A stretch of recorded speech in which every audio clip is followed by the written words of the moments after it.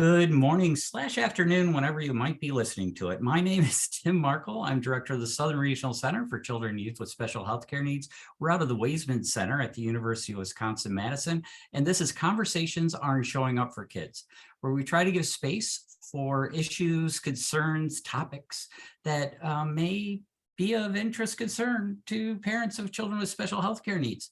I am so excited today, reaching back to my home state, where there's a little bit of my heart there.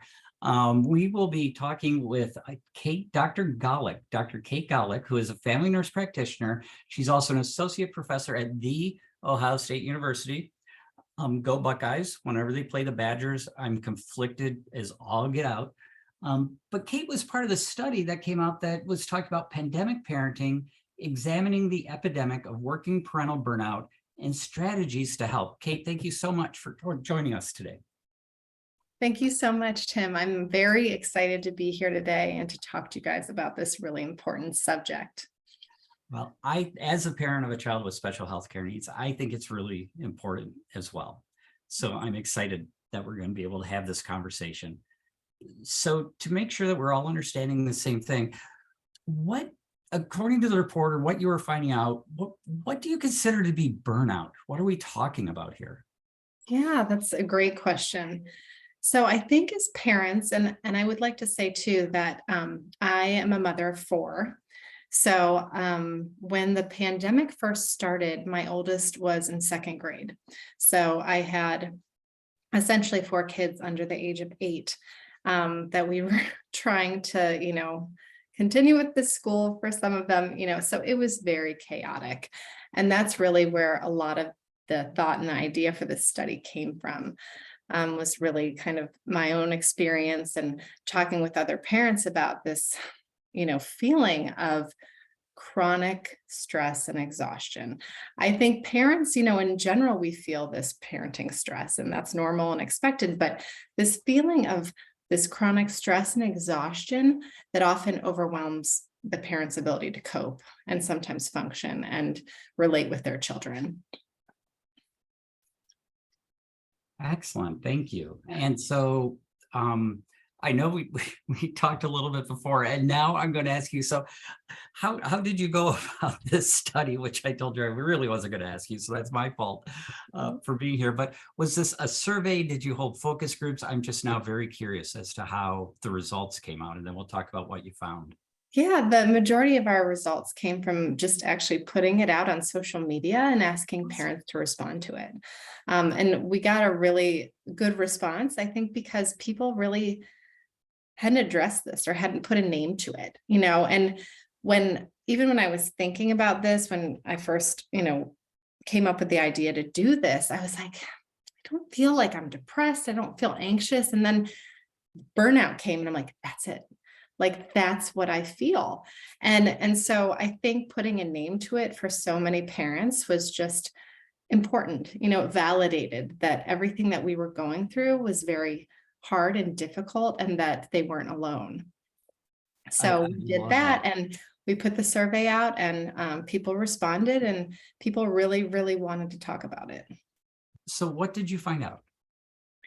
Yeah, so we found actually that 66% of parents that took the study reported being burned out.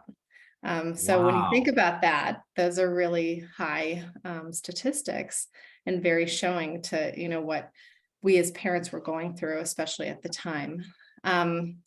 It found being female, so mothers, the number of children living in the home, if the parent had either depression or anxiety, or if the children had a diagnosis of something like anxiety or ADHD.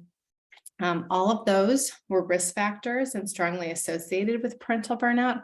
And then the other thing that was really interesting that we found was that if parents had a concern about their children that they had or they might have some kind of undiagnosed mental health condition, that was actually the strongest association with parental burnout. So kind of not knowing that their children had, feeling that their children might have a mental health diagnosis, but it hadn't yet been diagnosed. So I think kind of feeling like not really sure what was going on, but having the feeling that there was something there. And again, that was strongly associated with burnout. The other things that we found was that burnout was also strongly associated with things like depression, anxiety, and also some of these unhealthier lifestyle behaviors like increased alcohol consumption in the parents. And then I don't think this is probably shocking either, but that these parents that reported higher levels of burnout also tended to engage in more punitive parenting practices, we'll say. So things like, criticizing or yelling at their children, spanking, things of that nature. So those were the major findings, and from the parents' perspective, but we also had some findings from the perspective of the children. So if the parents reported being burned out, they also said or associated that their children would have certain behaviors. So specifically these, and I'll try to go through these, they're externalizing, internalizing, and attention behaviors.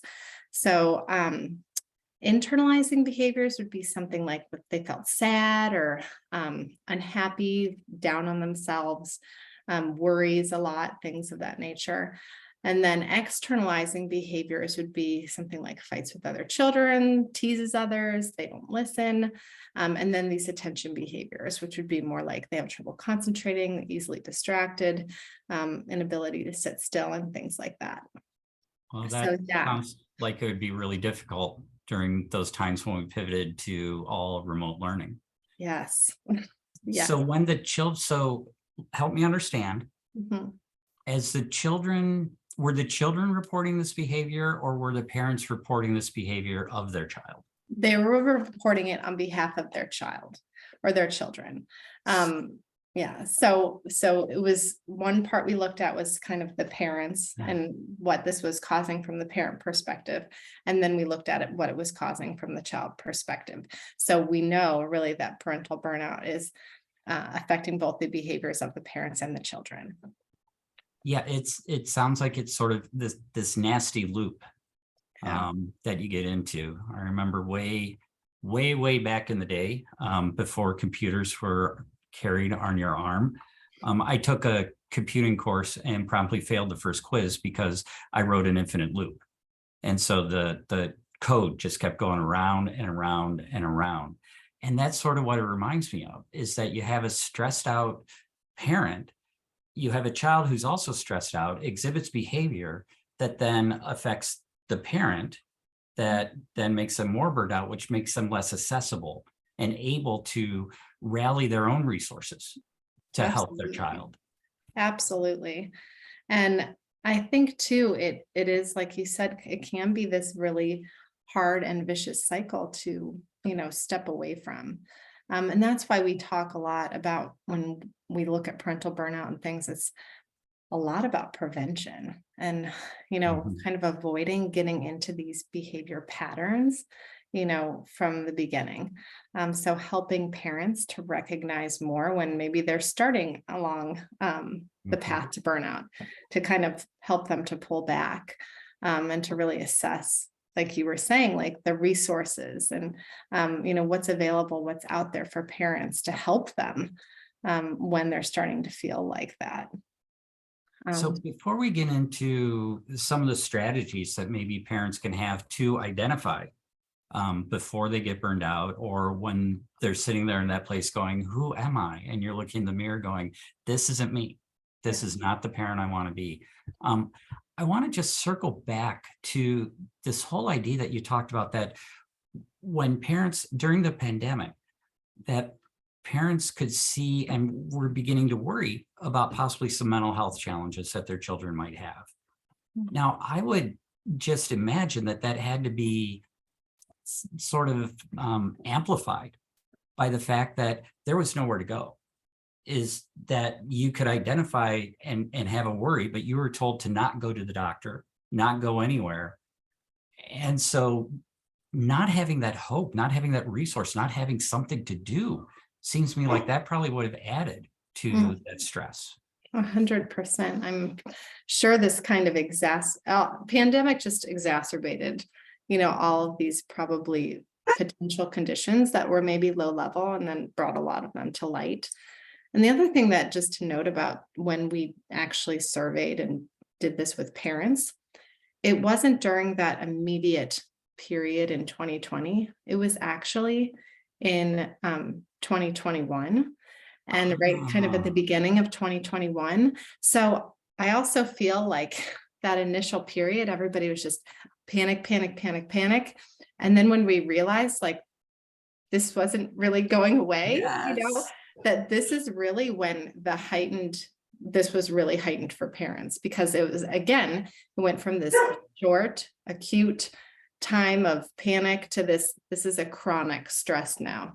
This is a chronic, feeling. And we lost all control to be able to say, I'm going to have childcare tomorrow, for a working parent. Like you lost so much control of not knowing if your kids were going to be in school, if they, all of those things that we'd had really good control of before, it was all of a sudden just kind of blown up where everyone's just like day by day having to work through whatever was thrown at them.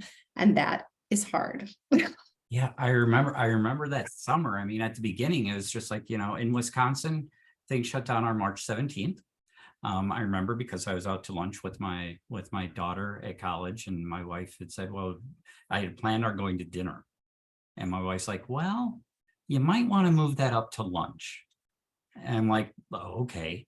So took time off, went up to lunch, and sure enough, as we're sitting there eating lunch, it's just like 5 o'clock, nothing's going to be open. You're all closing. Yeah.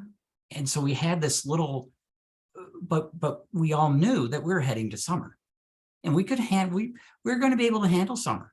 It's okay. There's a little bit more flexibility in life in summer for most of us, and it would be okay. And then that fall came, and it's like, we're still in chaos. And that had to be a hit for some parents. Oh, for sure. I mean, and especially we expected all the kids, that weren't going back to school in masks. And then like 2 weeks before, everybody's going back in masks, so it's just, we've just had to deal as parents with so much like lack of control, and just we've had to remain so incredibly flexible, which is very hard. And, I speak, I'm sure, for many working parents where there were so many days where I'm like, I don't know how I'm going to do this, like staying up until midnight, 1 o'clock, then having to turn around, trying to make sure my kids weren't getting behind academically, making sure they were mentally well, socially, there's just so much that it's literally, I feel like there were days where I felt like I'm expected to be some kind of superhuman, and I'm not. Like not even close. And I can reflect on the fact that given who you are and where you're at, I can't help but think about some of those parents who maybe never had that opportunity to learn how to reflect on how are my kids doing. They seem to be a little down, and that there were some parents out there that they were just suddenly thrust into this role of monitoring and of school and of mental health captain, and they had no training or background in it, which I would assume would also lead to this sense of overwhelmness. I love the way that you put it, that lack of control. That lack of control partnered with, I don't know what to do to change it, would, I think, lead to a feeling of helplessness and burnout. Right. And depression and anxiety. So, and a lot of times you see burnout with those things, as you see from the study, is that they kind of can be going hand in hand too. And what's the chicken or the egg? Sometimes you're not sure, right? Because they coexist so often. But another thing we did within the study that's available for parents, anybody can use it, is we actually did a scale. So for working parents, they can go, and I will make sure the report is linked to this podcast, where they can actually assess themselves for burnout. So it is an easy scale to complete. It's just 10 items and then you score it yourself. And based on where you are, if you're under 10 points, 10 points or under, you're not showing many signs of burnout. 11 to 20 is mild, 21 to 30 moderate, and then 31 plus would be severe burnout. And so that can at least give parents somewhat of an idea of where they are. And especially when we talk about things like prevention, that would be really important. If you survey yourself and you find out you're in that moderate, range, especially mild to moderate, like this is the time, do something about it, before you get to that severe burnout. So what are some of those things that families can do about it? So there's a lot. And when we talk about this, I really like to emphasize that a lot of times this is highly individualized. So you have to really look at what are your personal stressors, and then what are your resources available. And everybody's are going to look a little bit different. So if you have things like access to childcare, if you it depends on the age of your kid. Like, are your kids doing a lot of after school activities? Like, can you pull back on some of those or start carpooling? So kind of looking at your resources and looking at your stressors and how can you decrease those stressors and increase those resources in order to, help yourself and to kind of prevent that burnout. And then we really focus on, 5 strategies that have been known with burnout to really be helpful, and good self-care. And I always hesitate to say this with parents because I'm like, some days I'm like, no, I don't have 5 minutes. Like, don't tell me to go out and exercise when I don't have 5 minutes. But you have to change the way you look at things, right? So can you, are you within walking distance of your kid's school? Like, can you maybe walk there? One leg of the trip every day. Can you exercise with your kids when you're at the playground? Can you dance with them like around your house or do like some Just Dance Kids videos? Like, you kind of have to get creative sometimes when you don't have that time. Another thing is really to be kind to yourself and forgiving. And we know actually with not necessarily our research as far as burnout, but we know other research that has looked at parental burnout is that it's higher in people that try to be perfect parents. So that idea of perfection is actually very detrimental when it comes to burnout, because you put these really high expectations on yourself, and then that kind of translates to these very high expectations for your kids that sometimes aren't even feasible for either of you. So not that we ever want to kind of lower our standards, but really reevaluate kind of like what is important and what can you let go a little bit of.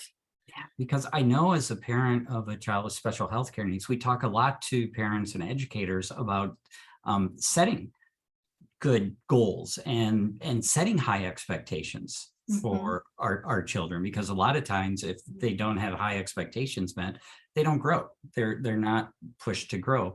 Right. But yet there's that thought where if you are expecting your child to sit still for 45 minutes at a time, or that they're not going to talk while you're on the phone and they're 3 years old, and that there are unrealistic expectations as well. And if you lay those on your parent, as a parent, to give your child unrealistic expectations and then feel bad about yourself when they don't meet those unrealistic expectations, again, it gets back into that loop. It does.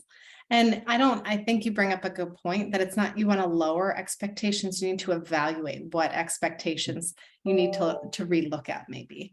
So obviously we want to set those goals for our children and we want to have those high expectations, but sometimes that all of them are on the same level, right? So kind of looking at that and, what really is important to you and your family. And then what is not that important, and again, that'll look different for everybody too.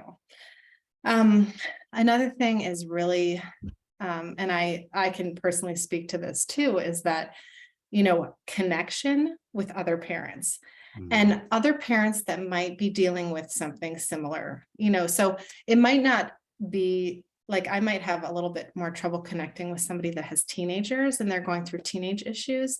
And so it's kind of helpful, if you do have a child that has special needs or maybe a certain diagnosis like ADHD, it's really, really helpful to have a community of parents that can speak to that and, kind of be your foundation, your backbone mm. for, support, because that's really important to, again, let you know that you're not alone in this.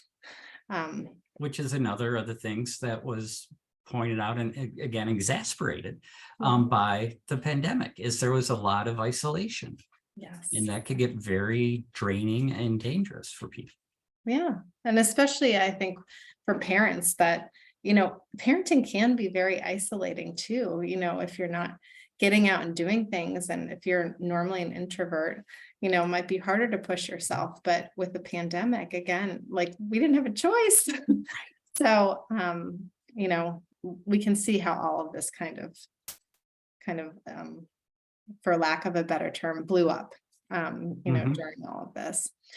Um, and then if you're, really at the point where you feel like you're burned out, you're, getting close, really reaching out, talking to somebody, preferably, somebody that has maybe been trained in something like, um, cognitive behavioral skill building, Mhm. is a really helpful one for parents. And just, to kind of talk through again that resources and stressors and how you can increase those resources, decrease those stressors. Um, and then really looking again at your support network for help. Um, yeah, so all of those things can be very beneficial. And there are a lot of really great classes that are existing, like the triple P, I always think of the positive parenting. Um, Class is really great. You can do that both online and in person. And those just kind of help with parenting practices that, in my mind, help you to reframe situations too. um, I think one thing that's helped me a lot as a parent has been trying to look at things through my kids' eyes more. Mm. I think as a parent, you kind of like forget that they know so little or that they, might need 25 reminders before they remember something, and so really trying to remember what it might be like to be that age and to be hearing things and, do they actually understand what you're asking them, and trying to reframe things, just to see it through their eyes. I think it's been very, very helpful for me when I think through, my parenting and how I parent. Yeah, and I think that's also an important reminder for our parents with children with special needs, Yeah. um, is that they're experiencing the world differently, Mhm. and to try to understand what their experience is, and that when they have behaviors, they're probably trying to communicate something that they don't know or don't have the skills yet to communicate in what we would consider an appropriate way. But Mhm. they're trying to communicate something. Yeah. And if we listen for the communication and the behavior, then there's a less chance we're going to take the behavior personally. Mhm. Well, and I can't even tell you how many times, and it for some reason it always surprises me too, but how many times if one of my kids like they're acting out or something like that, if I take the time to actually talk with them, it always ends up being something that's like totally not why they're acting out, right? So Right. like Yep. something happened in school or, something scared them. So it's like it always surprises me that, it wasn't the initial whatever they're reacting about. So I do really think that communication piece and taking the time to kind of figure things out and dive a little deeper really changes your relationship with your child and, the way that you are able to parent. Mhm. So I yeah. want to go back a moment to the the comments that you made about resources, because I was reflecting that a lot of times we sort of reflect. I know I will reflect back on my mom and dad's parenting skills and then look at my grandparents' parenting skills. And sometimes it helps me make sense. But we are now living in this age where, yes, that influence is important, but we have a lot of options. If we feel we could do better, chances are there's something out there that can help us to be able to do better. We don't have to remain stuck, and we don't have to say, well, just because it's been this way in my family for 75 gajillion years, this is the way it's done. No, you get choices, and you can choose to work on whatever you want to work on. Mm-hmm. Yeah, I love that, because I do think that, a lot of things, like how we parent similar to how our parents did.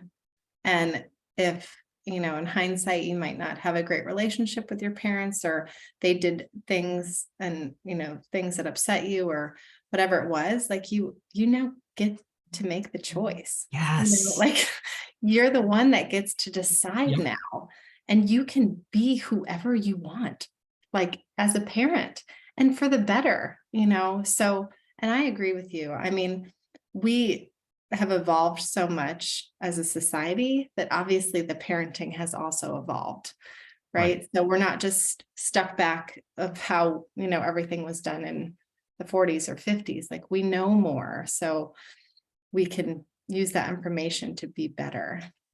Yeah. And it's also the challenge, the rate of change that we have experienced, even recently.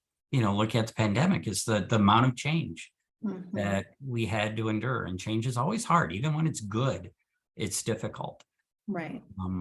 And I do think we're living in an interesting age too, as parents, because you probably know where I'm going with this, but like the social media is crazy as far as like what I want to think and say of like parent shaming too. yes. Right? Because I swear there's like, you look on social media and you'll see like this beautiful dinner that somebody cooked, or like all these fun things that people are doing, with their families. And it makes you think that like, you're like, we had hot dogs for dinner and I didn't even have enough to feed everybody, So it can be this very like shaming feeling for parents too, that like they're not doing enough, they're not good enough, like people are better than them.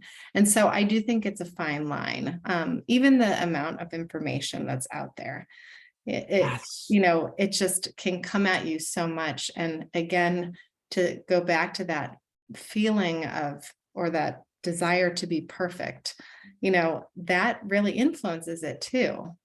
So anyway, yeah. And a lot of what I'm hearing you talk about is that remembering that parenting comes down to a solid, trusting relationship.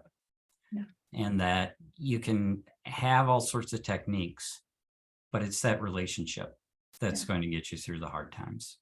Yeah. And the unconditional love, that your children know, no matter what, that their home and their parents are their safe place, and that they can mess up and you can mess up, and those things are bound to happen because we're all human, but it doesn't matter, because there's always going to be that safe, unconditional love, no matter what. So now I know that you've had this, the report's been out for a little while now. And so I'm sure you've had some reactions to it and have been able to talk about a little bit. But I reflect back to when you first gave out that survey and where we were as a society and where we're at today, which is, most schools are open. Things continue to change, but it still, when I talk to parents, it still doesn't feel secure. It still doesn't feel steady. Yes. And so I'm still getting the sense of uncertainty as things continue to change, which is why we feel uncertain. Have you had any chance to interact with folks about Okay, that was then, this is now? Are, So we actually have in the works a plan to do kind of another survey to really look at, are we still at that 66%? Are we still seeing yeah, these types of things? So that will be interesting to find out those results. But just, in talking to people, I agree that I think parents still have that feeling like the rug will be pulled out from under us at any point. yes. And I think that we are still, and will probably continue to really see like because my kids were so young when this happened, I really felt like maybe they weren't affected that much. But I definitely do think now that we've kind of gone hopefully over the hump and we're on our way back down, that they were affected more than I ever realized. And I think a lot of parents are seeing that too, if there wasn't kind of this like direct, all of a sudden, like, a mental health illness just, Mhm.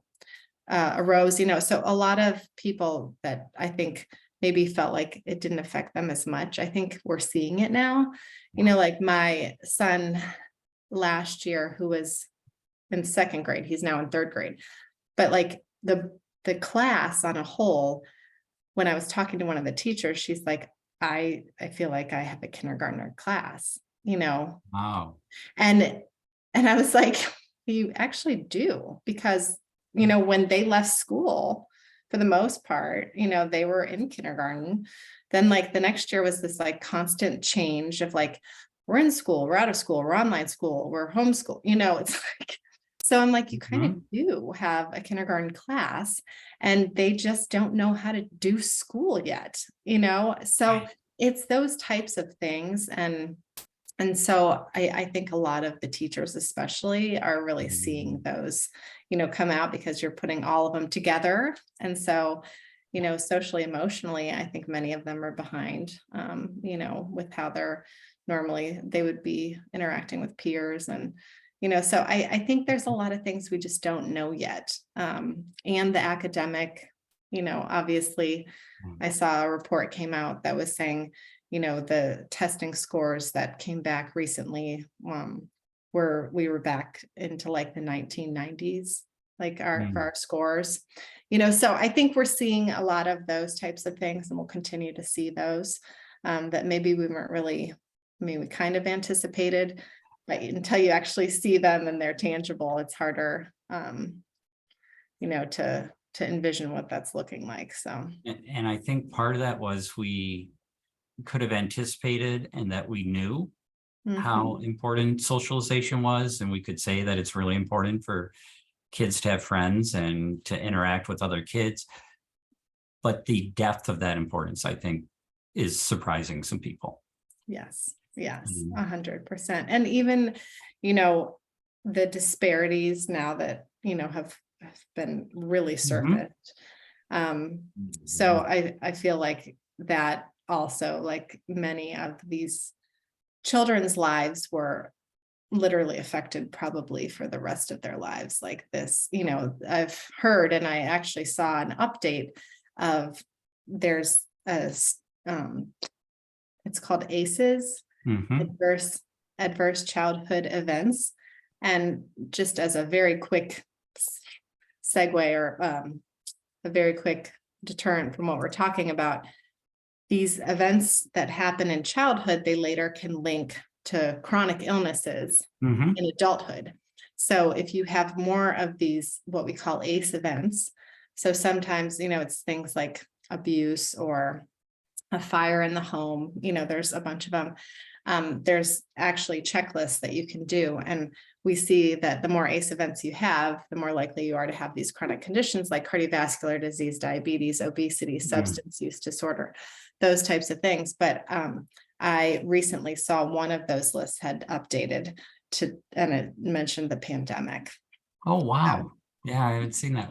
Well, and it's interesting to me that some of it goes back to then to figure out how to help us get through whatever it is we're trying to get through. What you talked about before, that idea of even a few minutes of self-reflection, check in with yes. yourself, how you're doing, check in, and then make even a one-step plan is still a plan Mhm. about how I'm going to do something different, how I'm going to be able to drop something from my life, or I need to make a connection in my life. But one thing, that one-step plan.